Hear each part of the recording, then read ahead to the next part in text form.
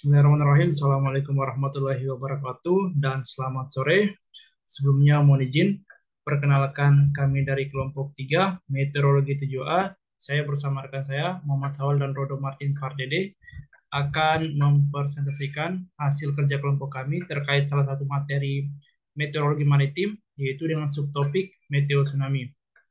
Baik, berikut mungkin kita bisa langsung masuk di pembahasan meteo tsunami. Pertama, di sini kita akan mengenal lebih awal atau introduction of meteo tsunami. Meteo tsunami merupakan singkatan dari meteorological tsunami yang berarti tsunami yang terbentuk karena faktor cuaca. Meteo tsunami dikenal dengan istilah atmospheric tsunami. Berbeda dengan tsunami karena aktivitas lempeng atau seismik, meteo tsunami justru dipicu oleh gangguan tekanan udara yang berkaitan dengan peristiwa cuaca yang bergerak cepat. Misalnya seperti badai petir yang dahsyat, squall line, badai ataupun front cuaca, di mana badai tersebut menghasilkan gelombang yang bergerak menuju pantai dan menguat saat mencapai landas kontinen yang dangkal, teluk, atau fitur pantai lainnya. Kemudian sebagian besar meteo tsunami terlalu kecil untuk diperhatikan atau diamati, tetapi meteo tsunami besar dapat memiliki dampak pantai yang menghancurkan, meskipun dampaknya tidak seperti tsunami Samudra Hindia tahun 2004 yang melanda Aceh ataupun tsunami Jepang tahun 2011. Gelombang yang merusak, banjir, dan arus kuat dapat berlangsung dari beberapa jam hingga sehari dan dapat menyebabkan kerusakan, cedera, dan kematian yang signifikan. Meteo tsunami tidak sama dengan gelombang badai atau storm surge yang terkait dengan badai tropis dan badai pantai besar lainnya. Gelombang badai storm surge adalah efek yang didorong oleh angin yang terjadi ketika angin kencang mendorong air ke darat, menunjukkan bahwa meteo tsunami lebih umum daripada yang diperkirakan sebelumnya, dan menunjukkan bahwa beberapa peristiwa di masa lalu mungkin telah disalahartikan sebagai jenis banjir pesisir lainnya, seperti gelombang badai atau surge yang juga cenderung didorong oleh angin. Berikutnya kita masuk pembahasan yang sebelumnya sudah disinggung pada slide pertama tadi, difference between meteo tsunami, surge, dan storm surge. Perbedaan antara meteo tsunami, surge, dan storm surge, di mana sebelumnya meteo tsunami, surge, dan storm surge itu memiliki kemiripan yang sama. Meteo tsunami adalah gelombang laut besar dengan tinggi gelombang 2 meter, sekitar 6 kaki, ataupun bisa lebih. Tidak seperti tsunami lempeng tektonik atau seismik yang lebih besar dan dihasilkan oleh gempa bumi, tanah longsor, dan hantaman meteorit atau komet. Meteo tsunami justru dihasilkan oleh perubahan tekanan atmosfer yang tiba-tiba, seperti saat melewati badai front atau badai lainnya. Meteo tsunami dapat menghasilkan gelombang badai saat mereka mendekati daratan atau pantai. Sementara surge berbeda. Itu adalah osilasi ritmis air di danau atau di teluk pantai yang tertutup sebagian, seperti teluk ataupun pelabuhan. Itu bisa berlangsung dari beberapa menit hingga beberapa jam atau selama 2 hari. Seperti meteo tsunami, surge seringkali disebabkan oleh perubahan lokal pada tekanan atmosfer. Namun, mereka dapat dihasilkan oleh gerakan gempa bumi dan tsunami dalam kasus ceruk pantai. Kemudian daripada itu, lonjakan juga disebabkan oleh perubahan tekanan atmosfer. Tetapi perubahan tekanan ini adalah hasil dari angin berkecepatan tinggi yang bekerja bersama dengan pasang surut gravitasi normal untuk menghasilkan perubahan dramatis dalam sirkulasi samudra dan seringkali banjir di wilayah pesisir seperti rob. Gelombang badai dapat dihasilkan oleh badai lokal di laut dan danau pedalaman. Meskipun gelombang biasanya terjadi di wilayah yang luas, lonjakan yang terkait dengan badai tropis dan siklon tropis juga disebut sebagai gelombang badai. Berikutnya, kita ada pembahasan terkait history of meteo tsunami atau kejadian-kejadian sebelumnya terkait meteo tsunami. Meteo tsunami diketahui bersifat regional. Di USA atau Amerika Serikat, kondisi untuk meteo tsunami yang merusak paling menguntungkan di sepanjang pantai timur Teluk Meksiko, dan Green Lakes, di mana mereka dapat menimbulkan ancaman yang lebih besar daripada tsunami yang ditimbulkan oleh gempa bumi. Selain acara atau dampak 2013 di Ohio, meteo tsunami Amerika Serikat terkenal meliputi sebagai berikut. Pada tanggal 27 Mei 2012, di Danau Erie, ombak setinggi 7 kaki menghantam garis pantai dekat Cleveland, Ohio, menyapu pengunjung pantai dan membanjiri perahu di pelabuhan. Dapat tertera di sebelah kanan layar bentukan kejadian meteo tsunami saat tanggal 27 Mei tahun 2012. Diikuti peristiwa yang lainnya pada tanggal 28 Oktober 2008 di Pelabuhan Boat Bay, Maine, serangkaian gelombang setinggi 12 kaki menggosongkan dan membanjiri pelabuhan setidaknya 3 kali selama 15 menit, merusak perahu dan infrastruktur garis pantai. 3 Juli 1992 di pantai Daytona, Florida, USA, Amerika Serikat, gelombang setinggi 10 kaki menghantam pantai sesaat sebelum tengah malam, melukai setidaknya 75 orang, merusak setidaknya 100 kendaraan, dan menyebabkan kerusakan properti jika gelombang datang berjam-jam kemudian. Selama perayaan 4 Juli, efeknya bisa bahkan jauh lebih buruk. Kemudian, pada tanggal 26 Juni 1954 di Danau Michigan, USA, gelombang setinggi 10 kaki menghantam garis pantai dekat Chicago, Illinois, Amerika, menyapu beberapa orang dari dermaga hingga 7 nyawa melayang atau tewas.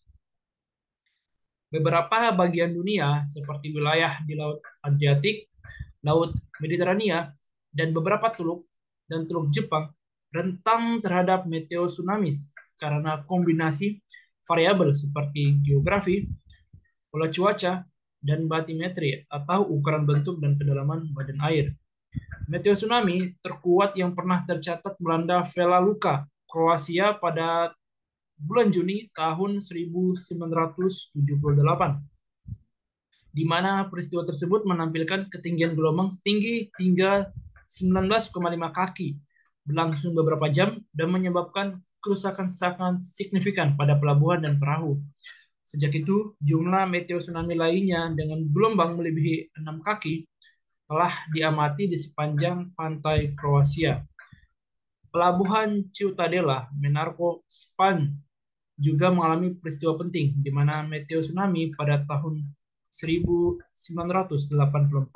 dan tahun 2006 masing-masing menyebabkan kerusakan pelabuhan dan kapal senilai puluhan juta dolar di Spanyol.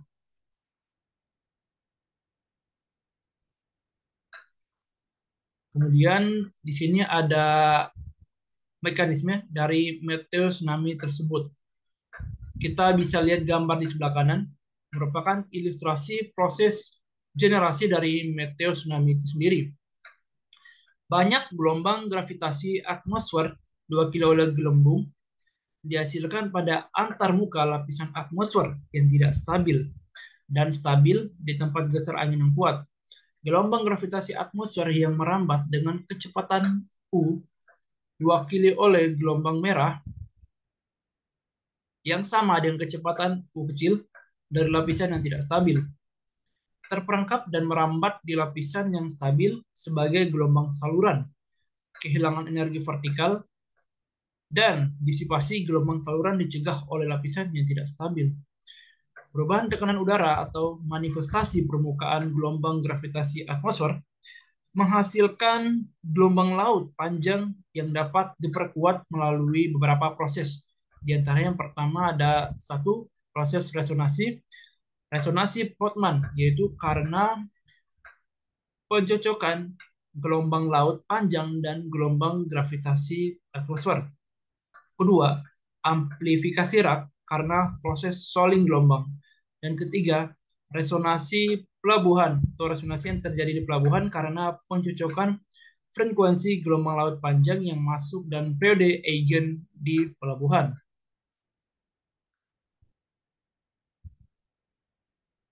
Berikutnya masih sama adalah mekanisme dari meteo tsunami lebih lanjut yang akan dijelaskan oleh rekan saya, Taruna Rodo Martin. Baik, terima kasih. Mohon izin, saya akan melanjutkan tentang mekanisme dari meteo tsunami tersebut. Gelombang laut yang masuk dapat menguat lebih dari 100 kali sebelum menghantam pantai sebagai meteo tsunami yang merusak. Angka yang ditunjukkan pada gambar hanya untuk ilustrasi dan sangat bergantung pada sifat gelombang, gravitasi atmosfer, batimetri, dan topografi daerah yang terkena dampak.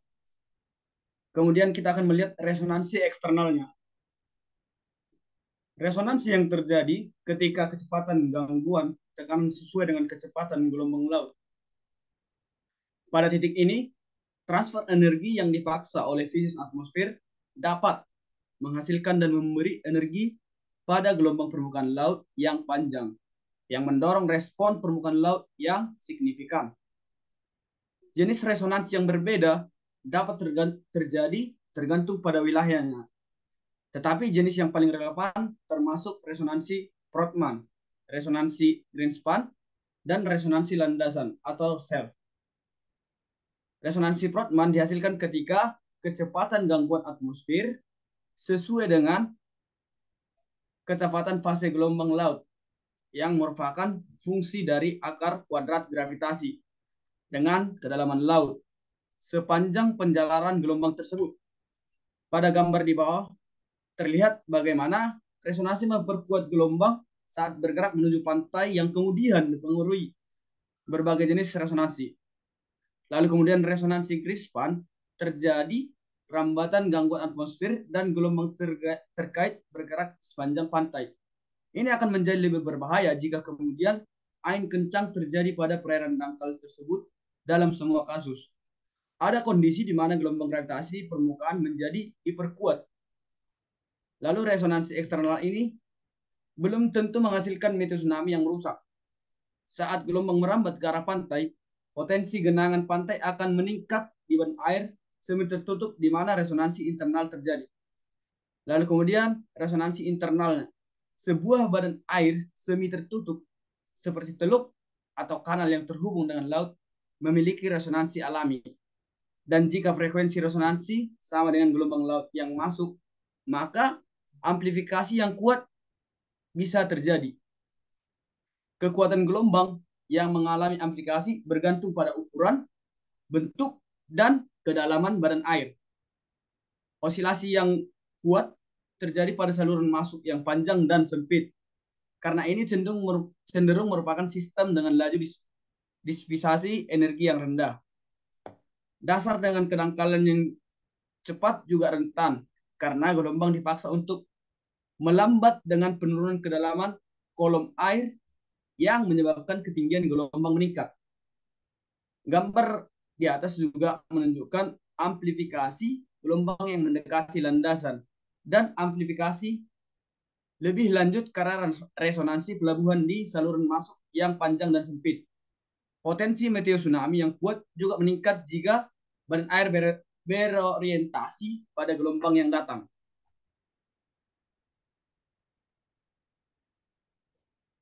Lalu kita akan masuk kepada observasi dari meteo tsunami. Terlepas dari risiko yang ditimbulkan dan kemunculannya di seluruh dunia, meramalkan meteo tsunami tetap menjadi tantangan. Namun, dengan peningkatan baru-baru ini dalam penelitian serta peningkatan jaringan pengamatan dan model perakiraan, sistem perakiraan dan peringatan yang andal untuk Amerika Serikat dapat dijangkau. Amerika Serikat masih dalam tahap awal pengembangan ramalan dan sistem peringatan meteo tsunami. Dipimpin oleh NOAA, upaya ini termasuk mengembangkan proses yang menguraikan kapan, di mana, dan bagaimana peringatan meteo tsunami harus dikeluarkan berdasarkan pengukuran tekanan udara beresolusi tinggi yang digabungkan dengan model perakiraan meteo tsunami. Program mitigasi bahaya tsunami nasional atau NTHMP mengakui risiko yang ditemukan oleh meteo tsunami dan mendukung upaya NOAA untuk mengembangkan sistem perakiraan dan peringatan meteo tsunami. Sementara itu, masyarakat harus memperhatikan peringatan yang dikeluarkan oleh Kantor Perakiraan Cuaca Layanan Cuaca Nasional setempat yang dapat mengidentifikasi potensi ancaman berdasarkan kondisi cuaca. Program mitigasi bahaya tsunami nasional juga mendorong mitra program untuk meningkatkan kesadaran masyarakat tentang pentingnya mengetahui meteo tsunami berikut.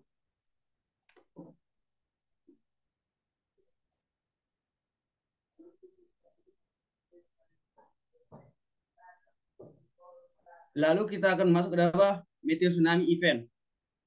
Secara global, hanya 3% dari tsunami yang teridentifikasi sepanjang periode pencatatan, mulai dari 2000 sebelum Masehi hingga Juni 2014, yang didokumentasikan berasal dari meteorologi. Meskipun 10% dari tsunami berasal dari tidak diketahui menurut Pusat Data Geofisika Nasional. Basis data tsunami atau yang tertera seperti gambar di samping. Keabsahan peristiwa tsunami berkisar dari yang diragukan atau berdasarkan kurangnya data dan sulitnya menemukan sumber data tersebut hingga pasti. Jelas, sebagian besar tsunami disebabkan oleh sumber geofisika. Mungkin saja jumlah yang valid meteo tsunami jauh lebih tinggi, bahkan mungkin lebih tinggi dari 13%. Mengingat meteo tsunami mungkin salah diberi label sebagai seismos atau arus sobek. Selain itu, penelitian terbaru menunjukkan bahwa peristiwa ini tidak jarang seperti yang diperkirakan sebelumnya. Lalu kemudian beberapa bagian dunia lebih rentan terhadap metode tsunami sebagai akibat dari faktor-faktor seperti batimetri, bentuk garis pantai, dan bahkan topografi terdekat yang mempengaruhi perkembangan gelombang gravitasi atmosfer. Daerah ini memiliki nama lokal khusus untuk meteo tsunami seperti Abiki yang ada di Jepang dan Risaga yang ada di Spanyol, dan bahkan ada beberapa perdebatan mengenai istilah resminya. Seperti di Amerika Serikat, meteo tsunami telah menjadi istilah yang diterima atau dapat diterima secara umum. Dengan catatan, laporan ini menjelaskan meteo tsunami Juni 2013 dalam hal ketinggian gelombang, yang dimana ketinggian dari puncak gelombang ke Palu daripada amplitudo yang merupakan perpindahan dari keseimbangan agar lebih menggambarkan peristiwa tersebut.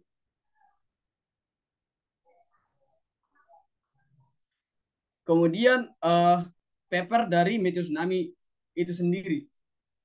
Pemodelan dan peramalan meteo tsunami adalah sebuah tantangan untuk pantai timur Amerika Serikat. Kondisi yang berbeda untuk terjadi pemicu meteo tsunami yang paling umum memerlukan badai variabel yang sempurna yang akan menghasilkan gelombang paksa yang memantul dari patahan rak dan bergerak dengan kecepatan dan arah tertentu untuk mempengaruhi garis pantai. Proyek meteo tsunami yang didanai oleh NOAA yang berjudul Menuju Sistem Peringatan Meteo Tsunami di Sepanjang Garis Pantai Amerika Serikat. Kemudian tim EOS mengidentifikasi karakteristik sumber meteo tsunami dengan fokus pada peristiwa terkini. Hasil proyek menguntungkan studi pemodelan berikutnya yang menggunakan model tsunami yang ada untuk mensimulasikan meteo tsunami di masa lalu.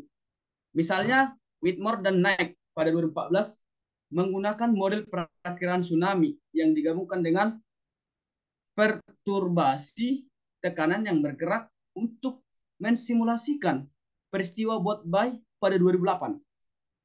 Hasil dari proyek TMUS ini dan penelitian selanjutnya menunjukkan bahwa membangun sistem peramalan adalah hal yang mungkin. Salah satu keuntungannya adalah sumber peristiwa yang menghasilkan meteo tsunami dapat diramalkan, sedangkan peristiwa seismik yang menghasilkan tsunami tidak bisa diramalkan. Oleh karena itu, peringatan meteo tsunami dapat dikembangkan berdasarkan perakiraan kondisi yang kondusif untuk pembangkitannya. NOAA saat ini mengeluarkan peringatan kualitatif melalui kantor ramalan cuaca setempat atau WFO. Nah, kemudian baru-baru ini pada tanggal 4 Juni 2014, perkiraan Dereko diidentifikasi oleh NOAA sebagai kemungkinan pemicu, dan kantor perakiraan cuaca NOSD Holy NG memasukkan peringatan dalam diskusi perakiraan area tentang kemungkinan gelombang pesisir. badai menjadi tidak teratur, sehingga tidak mengakibatkan peristiwa meteor tsunami yang signifikan. Secara keseluruhan, prediksi yang berhasil bergantung pada perkiraan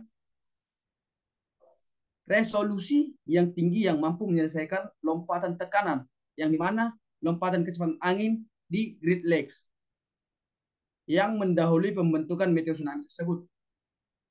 Perkiraan resolusi tinggi dalam hal ini urutan menit diperlukan perkiraan per jam tidak akan cukup untuk jadi sistem peringatan ini. Demikian pula pengamatan resolusi temporal tinggi di sepanjang Amerika Serikat, garis pantai, serta lautan terbuka sangat penting. Terutama karena lompatan tekanan terjadi dalam beberapa menit. Data permukaan air 1 menit NOAA dan data meteorologi 6 menit pelampung NOS DRT dan data batimetrik adalah kuncinya. Bersama dengan model elevasi digital, Lipa et al. Pada 2013 mengilustrasikan potensi pengamatan radar HF untuk menetapkan peringatan setengah jam untuk gelombang dengan ketinggian yang sama yang melintas di atas batimetri yang serupa dengan peristiwa pada 2013.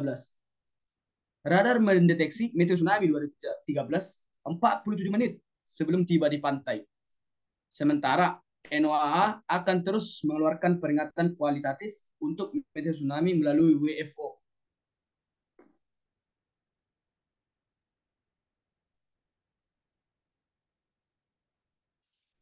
Kemudian ini masih lanjutan dari paper of meteor tsunami. Dalam paper ini, bahaya meteor tsunami di utara Danau Michigan ditandai dengan menilai pengaruh kekuatan dan kecepatan gangguan atmosfer pada ketinggian meteor tsunami. Gangguan atmosfer pada angin dan tekanan udara ditemukan berkontribusi serupa dengan inisiasi meteor tsunami. Hal ini menunjukkan pentingnya kedua gaya permukaan dalam pembentukan meteor tsunami. Sebagian besar peristiwa meteor tsunami yang diamati, yakni sekitar 60%, dikaitkan dengan gangguan atmosfer dalam 60 meter per sekon. Dari kecepatan resonansi propagasi maksimum yang diturunkan secara numerik. Sesuai dengan amplifikasi resonansi propagasi besar, di mana lebih besar daripada 3. Namun demikian, beberapa peristiwa meteor tsunami ditemukan terjadi untuk gangguan atmosfer yang jauh dari kecepatan resonansi karakteristik, dan gangguan ini terkait dengan gangguan angin terkuat untuk berkompensasi amplifikasi resonansi propagasi minimal di mana lebih kecil daripada 2. Gangguan atmosfer yang menyebabkan meteor tsunami biasanya berasal dari barat, konsisten dengan arah badai yang berlaku di wilayah utara Danau Michigan. Mayoritas meteor tsunami tersebar berasal dari selatan dan barat daya hingga potensi bahaya meteor tsunami terbesar. Secara keseluruhan, bahaya meteor tsunami yang diamati di utara Danau Michigan ditemukan sebagai hasil dari gangguan angin dan tekanan atmosfer, dengan kejadian terbesar akibat dari gangguan yang menyebar di dekat kecepatan karakteristik 32 meter per sekon dan dari selatan. Pendekatan heuristik untuk memperkirakan ketinggian gelombang maksimum untuk mengkarakterisasi bahaya meteor tsunami dikembangkan dalam makalah ini. Pendekatan ini didasarkan pada produk parameterisasi tekanan udara dan kekuatan gangguan angin, amplifikasi resonansi propagasi, dan transformasi gelombang dekat pantai.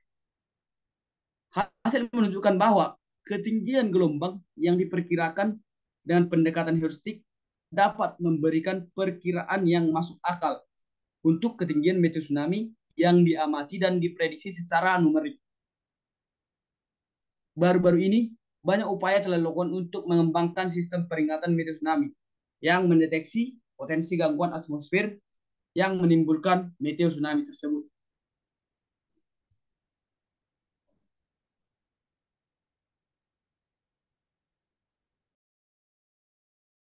Oke, baik. Sekiranya sudah cukup hasil presentasi pemaparan informasi yang kami sampaikan dari kelompok kami yang terdiri atas Roda Martin Pardede, dan saya sendiri Muhammad Sawal terkait meteo tsunami. Semoga info yang termuat dalam PPT ini dapat membuka wawasan teman-teman terkait meteo tsunami sekalipun informasi meteo tsunami tersebut masih minim terkait literasinya. Saya tutup, semoga apa yang didapat ini, saya ulangi, bermanfaat untuk teman-teman. Lebih dan kurangnya mohon maaf. Wabillahi taufiq wal hidayah. Wassalamualaikum warahmatullahi wabarakatuh dan selamat sore.